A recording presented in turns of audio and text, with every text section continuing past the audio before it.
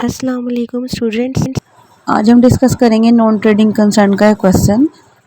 Non trading concern में income and expenditure बनाया जाता है, जैसे ट्रेडिंग कंसर्न में profit and loss and trading का अकाउंट बनाया जाता है, इसी तरह इसमें इनकम एंड एक्सपेंडिचर बनाया जाता है। ये क्वेश्चन गिवन है जैसे कि सारा बैलेंस ब्रोट डाउन, जो ओपनिंग बैलेंस होता है कैश का, एनुअल सब्सक्रिप्शन, लाइफ मेंबरशिप फ़ी, क्योंकि ये सारी चीज़ें डोनेशन वगैरह पे बेस्ड करती हैं। क्योंकि नॉन ट्रेडिंग है ना, कोई ट्रेड तो होती नहीं है, प्रॉफिट एंड लॉस होता नहीं, इसमें सरप्लस या डेफिसिट आता है। इनकम ज़्यादा हो जाए तो सरप्लस होता है, अगर तो एक्सपेंडिचर ज़्यादा हो जाए तो डेफिसिट होता है। अब इसमें जहाँ जहाँ पे वो दी हुई है ना एडजस्टमेंट, वहाँ वहाँ पे हम हाईलाइट कर लेते हैं। जैसे सब्सक्रिप्शन पे थी, उस पर हाईलाइट कर लिया, डेप्रिसिएशन फर्नीचर पे उसको हाईलाइट कर लिया, और एक लाइफ मेंबरशिप फी कैपिटलाइज है उसको हाईलाइट कर लिया। कैपिटलाइज जो होती है वो इनकम एंड एक्सपेंडिचर में नहीं आती, वो बैलेंस शीट में जाती है। इसकी दो तीन चीज़ें अगर याद रखें तो ये बहुत आसान है। जैसे कि एक हो गया डोनेशन, अगर स्पेशल पर्पज़ के लिए हो तो डोनेशन इधर ऐड नहीं होती। अगर डोनेशन कोई सिंपल डोनेशन लिखा हो तो इनकम एंड एक्सपेंडिचर में ऐड होती है। एक तो ये बात याद रख लें। जैसे डोनेशन फॉर बिल्डिंग फंड होगी, वो इनकम एक्सपेंडिचर में नहीं आएगी।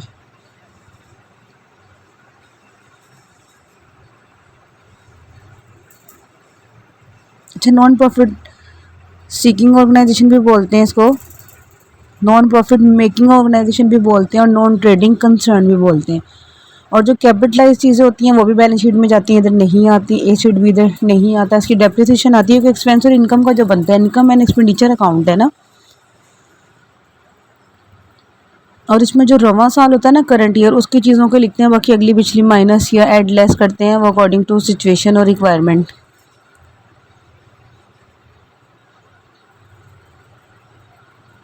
इसमें ओपनिंग और क्लोजिंग बैलेंस है ना, बैलेंस ब्रॉट डाउन और कैरी डाउन, ये भी नहीं आते।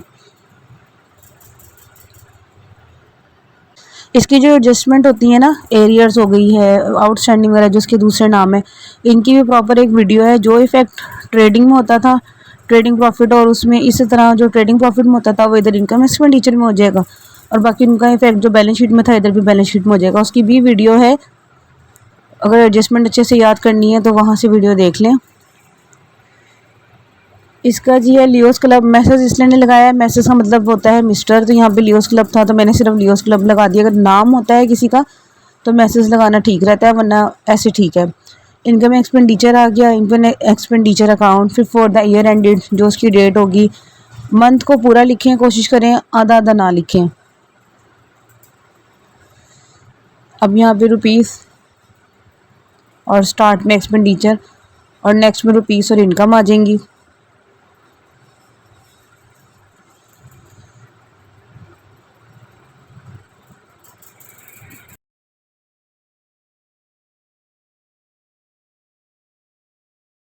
अब जो उधर राइट साइड पे है ना, वो आएंगे एक्सपेंस में, और जो लेफ्ट में वो आएंगे इनकम में। अगर ऊपर ना भी मेंशन किया हो, जैसे पेमेंट ना लिखा हो या रिसीव ना लिखा हो या कुछ ऐसा, तभी अंदाज़ा लगा लें जो राइट पे हैं वो एक्सपेंडिचर में आएंगी, जो लेफ्ट में है वो इनकम में आएंगी। अब जो जो एक्सपेंडिचर हैं सारे लिख दें जो जो आएंगे इसके अंदर।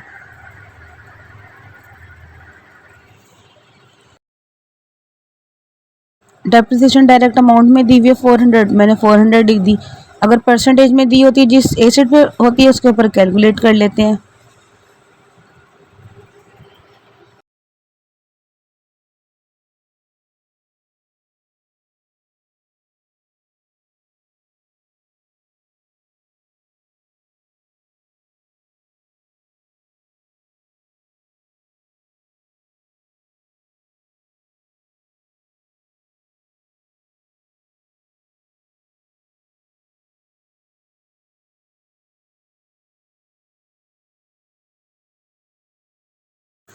अब ये एनुअल सब्सक्रिप्शन में एडजस्टमेंट है, जो उसकी अमाउंट है सामने लिखेंगे, फिर इसमें ऐड करके फिर उसको कॉलम में बाहर कर देंगे जो भी इसकी अमाउंट है।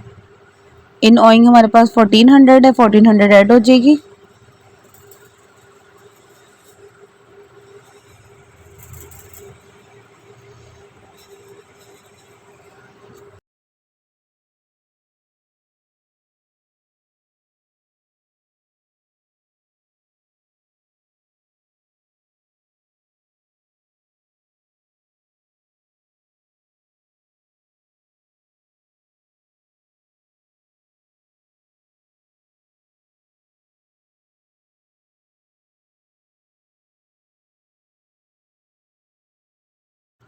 ओइंग इन एनुअल सब्सक्रिप्शन भी लिख सकते हैं, या एनुअल सब्सक्रिप्शन इन ओइंग भी है, इतना भी बहुत है।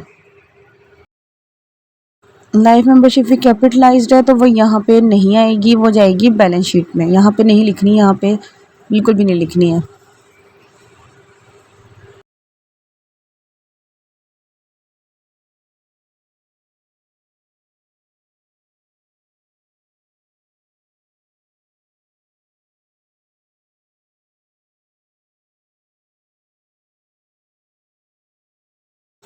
इस सवाल में मसला ये आया था कि एंट्रेंस फ़ी जो थी ना वो 800 थी, मैंने बाय मिस्टेक 1000 लिख दी थी। इसी वजह से इसका टोटल में और उसमें फ़र्क आ गया था। अगर टोटल करेंगे क्रेडिट साइड बड़ी आएगी तो सरप्लस होगा, डेबिट साइड बड़ी आएगी तो डेफिसिट होगा। मतलब जो एंट्रेंस फ़ी थी वो 1000 नहीं थी, 800 थी। इसको बस मैं सही कर देती हूँ अभी।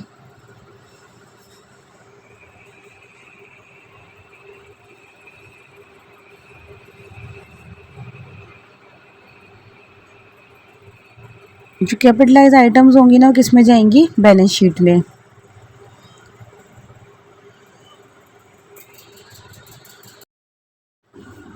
जब 200 की अमाउंट सही करके लिखी है ना, 1000 के बजाय 800 कर दिया जो कि सवाल में गिवन था, उसके अकॉर्डिंग 1704 सरप्लस आएगा, जो कि मैंने ठीक कर दिया है। मैं बाद में आपको दिखा दूंगी। ये जो है ना सरप्लस कैरिड ऑन 1704 आएगा। अब लिहाजा हमने बैलेंस शीट बनानी है, इसके लिए हमें कैपिटल चाहिए, और कैपिटल निकालने के लिए हमने क्या करना है, कैपिटल फंड का फार्मूला लगाना है, या ओपनिंग बैलेंस शीट बनानी है। मतलब ओपनिंग सारे एसेट और लाइबिलिटी और कैपिटल इनकम वगैरह सारी, मतलब कैपिटलाइज इनकम वगैरह जो कि कैपिटल उसमें जाएंगी। या यहाँ पे कैपिटल फंड में हम फार्मूला भी लगा सकते हैं, opening asset minus opening liability plus capitalised income.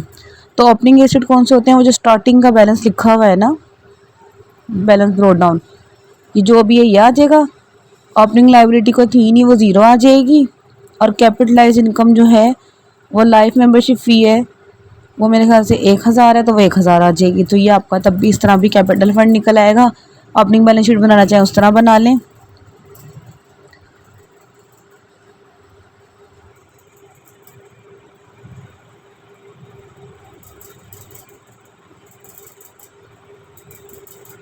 इसको जमा करेंगे क्योंकि ओपनिंग लाइबिलिटी को थी ही नहीं। ये हमारा कैपिटल फंड हो गया, कैपिटल ये हमारे बैलेंस शीट में काम आएगा जो क्लोजिंग बनानी है।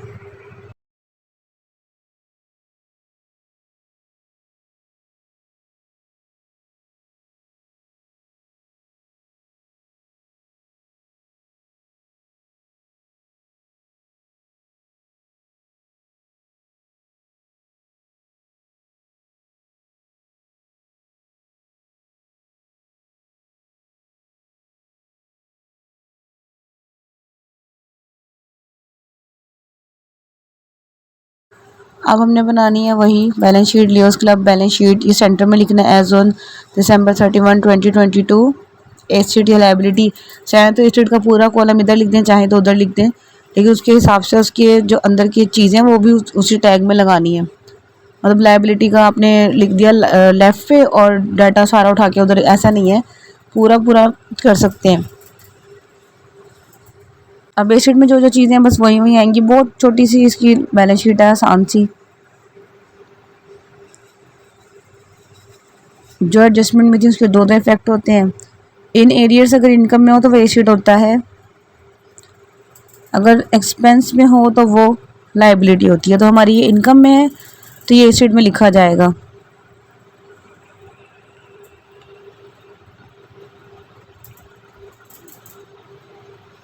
इधर नहीं आएगा, एसेट में आएगा क्योंकि ये इनकम में है। अगर तो ये एक्सपेंस में होता तो ये इधर आता।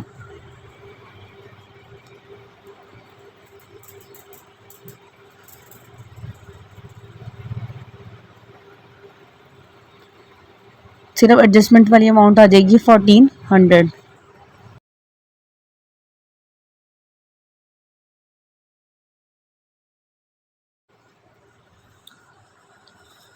इसके अलावा अब क्या है, फर्नीचर है और ये बैलेंस कैरी डाउन है। Balance carry down closing balance है, कैश एट बैंक लिख दें या कैश इन हैंड लिख लें। ब्रोड डाउन वाला ओपनिंग है तो वो ओपनिंग बैलेंस शीट में चला गया, ये क्लोजिंग है तो ये क्लोजिंग बैलेंस शीट में आ जाएगा।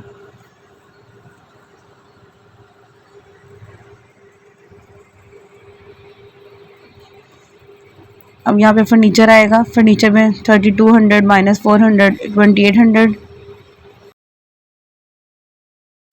इनकम एंड एक्सपेंडिचर में एक्सपेंडिचर साइड पे डेप्रिसिएशन जाती है, लेकिन एसेट में जो नेट अमाउंट होती है फर्नीचर की वो आती है, क्योंकि 400 जो डेप्रिसिएशन के डिडक्ट हो जाएंगे, इसलिए यहाँ पे आ जाएगा 2800 और एसेट की अमाउंट भी लिखी जाएगी, लेकिन एक्सपेंडिचर में नहीं आती है। एक्सपेंडिचर में सिर्फ और सिर्फ डेप्रिसिएशन एक्सपेंस के तौर पे आता है। दोनों के इफेक्ट हो गए, लाइफ मेंबरशिप फी कैपिटलाइज हो गई। एडजस्टमेंट एडवांस की भी आ सकती हैं, इन एरियर्स की भी आ सकती हैं। जिसको नहीं आती है, जिसको अच्छे से समझनी है वो वीडियो देख ले, वो इसके एडजस्टमेंट की भी वीडियोस हैं। अब यहाँ पे सिर्फ और सिर्फ कैपिटल आएगा, कैपिटल वो जो अमाउंट निकाली कैपिटल फंड आएगा, कैपिटल लिख दें, कैपिटल फंड लिख दें, कैपिटल फंड ज़्यादा बेहतर है। 1704 है क्योंकि वो 200 का डिफरेंस आया था, इसलिए पहले 1904 आ रहा था, लेकिन अब जो सही करने के बाद 1704 वाइड हो जाएगा सरप्लस, दोनों साइड इक्वल आ जाएंगी। जब दोनों साइड इक्वल आ जाए तो आपकी बैलेंस शीट यानी कि बराबर है, तो ठीक है।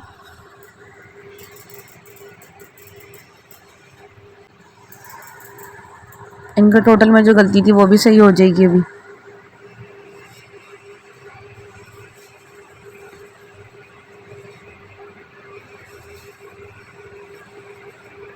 कोई प्रॉब्लम हो तो कमेंट करें, वीडियो समझ आइए तो लाइक करें, शेयर करें, सब्सक्राइब करें।